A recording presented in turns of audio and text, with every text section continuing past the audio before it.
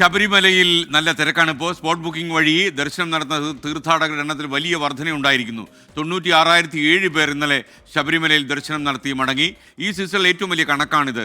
ശബരിമല സന്നിധാനത്ത് നിന്ന് അശ്വിൻ പാലാഴി നമുക്കൊപ്പം ചേരും. അശ്വിൻ, നല്ല തിരക്കായിരിക്കുന്നു. ഭക്തജനങ്ങളുടെ പ്രവാഹമാണോ ഇപ്പോൾ ശബരിമലയിൽ? പറയൂ. Good morning. എസ്കേൻ, ഗുഡ് മോർണിംഗ്. കഴിഞ്ഞ 2 ദിവസമായി ഇതാണ് അവസ്ഥ. വലിയ തിരക്ക് സന്നിധാനത്തുണ്ട്. നമ്മളിപ്പോൾ സോപാനത്തിന് സമീപമാണ് നിൽക്കുന്നത്. ഫ്ലൈ ഓവർ ഇറങ്ങി വരുന്ന തീർത്ഥാടകർക്ക് ഏറ്റവും കുറഞ്ഞത് അരമണിക്കൂറെങ്കിലും ഇവിടെ ക്യൂ നിൽക്കേണ്ടി വരുന്നുണ്ട് എന്നുള്ളതാണ് ഏറ്റവും പ്രധാനപ്പെട്ട കാര്യം. ആളുകൾ എവിടുന്ന വരുന്നത്?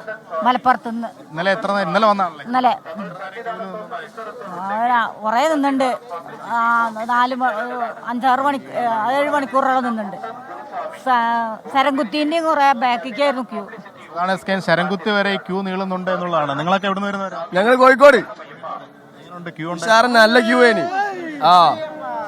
ഇതാണ് തിരക്കിന്റെ ഏറ്റവും കൂടുതൽ ഒരു പ്രധാന കേന്ദ്രം എന്ന് പറയുന്നത്. നമ്മൾ ഈ നിൽക്കുന്ന സോപാനത്തിന്റെ ശ്രീകോവിലിന് മുൻവശമാണ്.